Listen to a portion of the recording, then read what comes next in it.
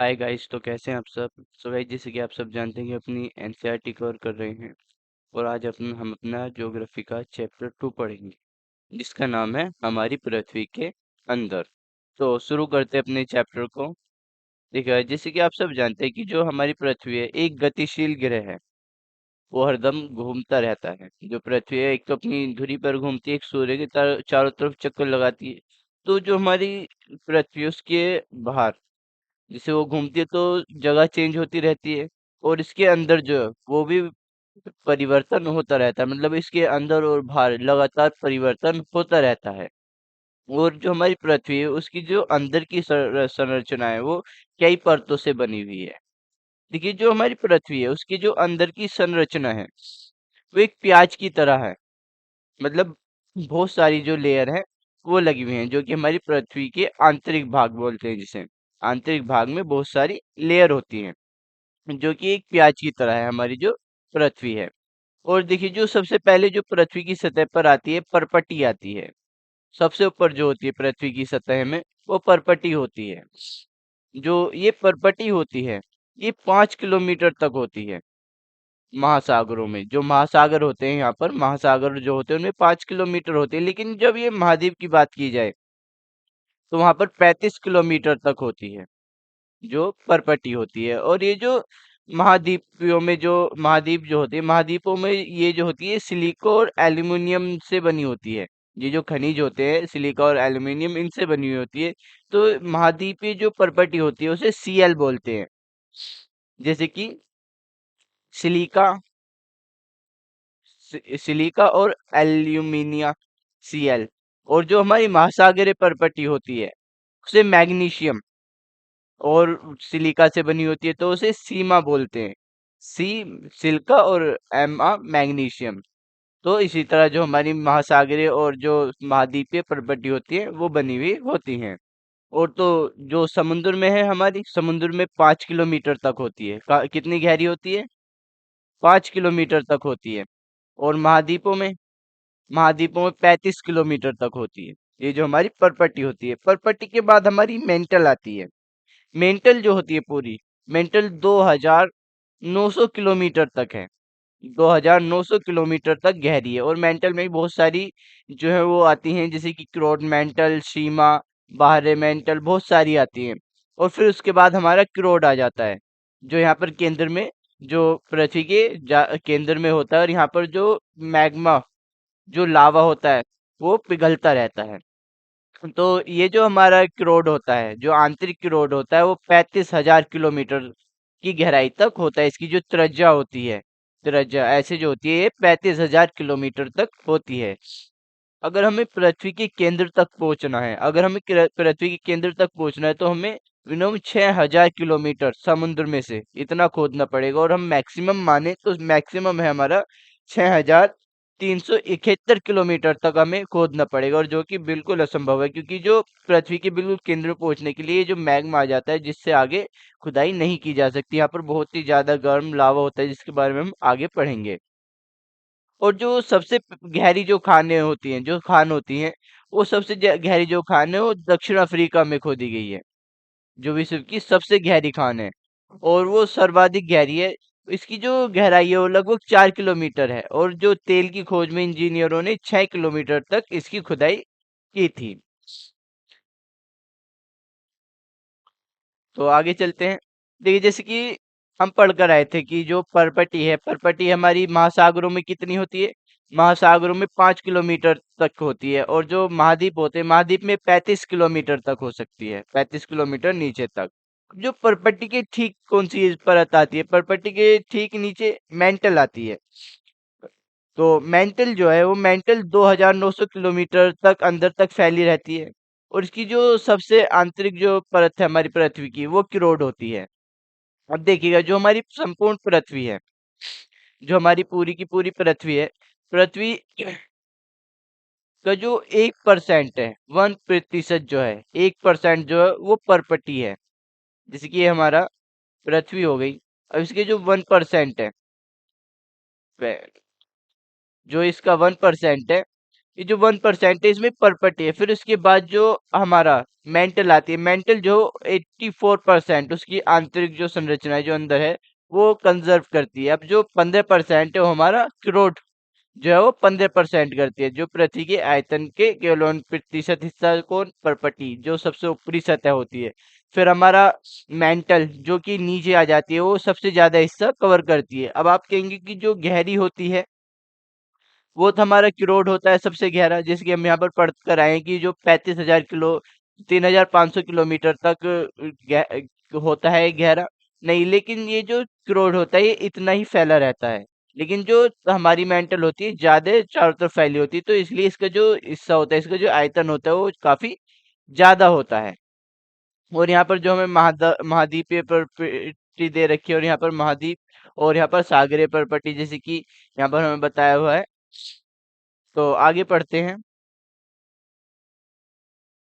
तो जो हमारी क्रोड है, क्रोड की जो त्रिज्या है, जो रेडियस है क्रोड का जो रेडियस है 3,500 किलोमीटर तक गहरी है। और यहाँ पर जो क्रोड में जो है मुख्य निकल और लोहा है। तो इस जो सतह है इसे नीफे कहते हैं। निकल से Ni आ गया नी, और फेरस से Fa लोहा से। और ये जो क्रोड है ये एक केंद्रीय क्रोड है, और यहाँ पर जो तापमान और जो दबाव होता है वो काफी ज्यादा होता है। तो अपने नेक्स्ट टॉपिक की तरफ चलते हैं, जिसका नाम है खनिजे सेल। ठीक है, जो हमारी प्रॉपर्टी है, जो पृथ्वी है, पृथ्वी की प्रॉपर्टी में बहुत सारे सेल हैं, सेलों से वो बनी होती है। और ये जो सेल होते हैं 3 प्रकार के होते हैं। और जो पृथ्वी की जो प्रॉपर्टी बनाने वाले जो खनिज पदार्थ होते हैं, जो पिंड की प्रकृति होते हैं, उन्हें हम क्या कहते हैं, उन्हें हम सेल कहते हैं। और सेल जो होते हैं वो अलग अलग आकार के और अलग अलग अलग गठन हो सकते हैं, उनके अलग अलग रंग भी हो सकते हैं। और 3 प्रकार के होते हैं, एक तो हमारा अग्नेय सेल, अवसादी सेल, कायांतरित सेल, इग्नियस, सैंडामेट्रिक, मोटाफोरोफिक। ये हमारे 3 सेल हो गए। जो इग्नियस है, जिसकी लेटिन भाषा का शब्द इग्निस से बना है, जिसका अर्थ है अग्नि। और सैंडिमेंट्री लेटिन शब्द सेडिमेंटम से बना है, जिसका अर्थ है बिल्कुल स्थिर। और मोटोमोरोफिक जो ग्रीक शब्द से बना है, जिस मोटोफोरोफस, जिसका अर्थ है कि रूपों का परिवर्तन करना, मतलब रूप को बदलना। अब देखिए, जैसे कि ज्वालामुखी जो है वो ज्वालामुखी क्रिया होती है जो हमारी पृथ्वी है उस पर होती है। अब जो केंद्र में जो क्रोड है, क्रोड में मैग्मा पकता रहता है। तो वो जब मैग्मा बाहर आता है, जो द्रवित मैग्मा बाहर आ जाता है, तो मैग्मा जो आकर बाहर बाहर आकर जब ज्वालामुखी क्रिया होती है तो ठोस जो रहता है वो ठंडा होकर ठोस हो जाता है। जैसे कि वो द्रवित रहता है तो बाहर आकर ठंडा होकर ठोस बन जाता है। और इसी प्रकार जो होते हैं बहुत सारे सेल बनते हैं, और अग्नि सेल। और ये जो अग्नि सेल होते हैं, अग्नि सेल इसी प्रकार से जो अग्नि सेल बनते हैं। और इसमें जो अग्नि सेल होते हैं इसमें प्राथमिक सेल भी इसे कहते हैं, जो अग्नि सेल होते हैं। और अग्नि सेल जो होते हैं वो 2 प्रकार के होते हैं, एक तो अंतर्भेदी, एक बाह्यभेदी। और जो मैग्मा निकलता है वो बहुत ज्यादा लाल और बहुत ही ज्यादा गर्म होता है, और वो बहुत ज्यादा गर्म होने के साथ साथ वो लिक्विड भी होता है। लेकिन जैसे ही वो पृथ्वी पृथ्वी की जो आंतरिक जो सतह है उससे निकल कर बाहर आता है, जैसे वो सतह पर आ जाता है पृथ्वी की, तो बहुत तेजी से ठंडा हो जाता है। क्योंकि जो मैग्मा होता है, जो लावा होता है, उसका जो टेम्परेचर होता है 6,000 डिग्री होता है, 6,000 डिग्री सेल्सियस होता है। तो बाहर आने पर बहुत ही तेजी से वो ठंडा हो जाता है।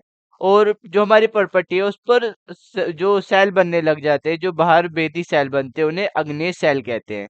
लेकिन जो कुछ मैग्मा होता है वो अंदर ही रह जाता है, अंदर ही रह जाता है, मतलब वो बाहर नहीं आ पाता। उस सेल को हम अंतर्भेदी सेल बोलते हैं। एक तो बारही भेदी, बाहिर्भेदी, और एक अंतर्भेदी। तो जो बाहर आ जाता है उसे कहते हैं बाहिर्भेदी अग्नि सेल। तो इसके बाद इसकी संरचना बहुत ही छोटे छोटे जो दाने वाले सेल होते हैं उनमें हो जाती है, जैसे कि बेसाल्ट, जो कि दक्कन के पठार जो है वो बेसाल्ट सेलों से बने हुए हैं। और जैसे कि ये बाहर आकर ठंडा हो जाता है, और कभी कभी ये ठंडा होकर जो भू की परपटी है उसकी गहराई में ही ठंडा हो जाता है। जो भूमि की भू परपटी है उसके अंदर, जो जैसे कि मैंने आपको बताया, वो अंदर ही, बाहर ही नहीं निकल पाता, और अंदर ही वो ठंडा हो जाता है, तो उसे हम अंतर्भेदी आग्नेय शैल भी कहते हैं। और वो धीरे धीरे ठंडा होने के कारण बड़े बड़े दाने के रूप ले लेता है। और जो ग्रेनाइट है, ग्रेनाइट भी ऐसा ही एक शैल का उदाहरण है। और लेआई मसाले तथा दानों का चूर्ण बनाने के लिए जो अपघर्षण पत्थरों का उपयोग किया जाता है, वो भी किससे बनते हैं? वो ग्रेनाइट से ही बनते हैं। अब ये जो सेल हैं, ये सेल लुढ़क कर या चटक कर एक दूसरे के साथ टकराकर छोटे छोटे टुकड़ों में टूट जाते हैं। और ये जो छोटे कण होते हैं, इन्हें क्या बोलते हैं? इन्हें अवसाद बोलते हैं। और ये जो अवसाद होते हैं, हवा या जल के द्वारा ये एक स्थान से दूसरे स्थान पर पहुंचकर एक साथ जमा होते जाते हैं। जो अवसाद होते हैं, वो पानी से, हवा से, किसी भी माध्यम से एक साथ एक स्थान पर पहुंचकर एक साथ जमा होते रहते हैं। और ये बहुत सारे अवसाद जो होते हैं, बहुत सारे अवसाद ये दबकर एक कठोर सेल की परत में बन जाते हैं। और इसी प्रकार से जो अवसादी सेल है, उनमें का निर्माण होता है। और इन्हीं ये जो सेल बनते हैं, जो दबकर सेल बनता है, इसे हम अवसादी सेल बोलते हैं। जैसे कि बलुआ पत्थर रेत के दानों से बनता है। और ये जो सेल होते हैं, इन सेलों में पौधे, जानवर और अन्य जो सूक्ष्म जीवाणु हैं, जो कभी इन सेलों पर रहते हैं, वो इनके जीवाश्म हो सकते हैं। तो आगे पढ़ते हैं। जैसे कि अग्नेय एवं अवसादी सेल जो होते हैं, वो ताप के और दाब के कारण कायांतरिक सेलों में ये परिवर्तित हो सकते हैं। जैसे कि जो चिकनी मिट्टी जो होती है, स्लेट में, चूना पत्थर और संगमरमर में जो है वो परिवर्तित हो जाती है। जो चिकनी मिट्टी स्लेट में और संगमरमर, चूना पत्थर जो होता है, उसमें परिवर्तित हो जाती है। और जैसे कि आप ये चित्र देख रहे हैं, कायांतरिक सेल में परिवर्तित एक अवसादी सेल का चित्र है। और जो सेल होते हैं, सेलों की परत में जो दबे हुए जो मृत पौधे या जीव जंतु के जो अवशेष होते हैं, उन्हें ही हम जीवाश्म कहते हैं। तो आगे पढ़ते हैं। देखिए, जो सेल होते हैं, सेल हमारे लिए काफी लाभदायक और उपयोगी होते हैं।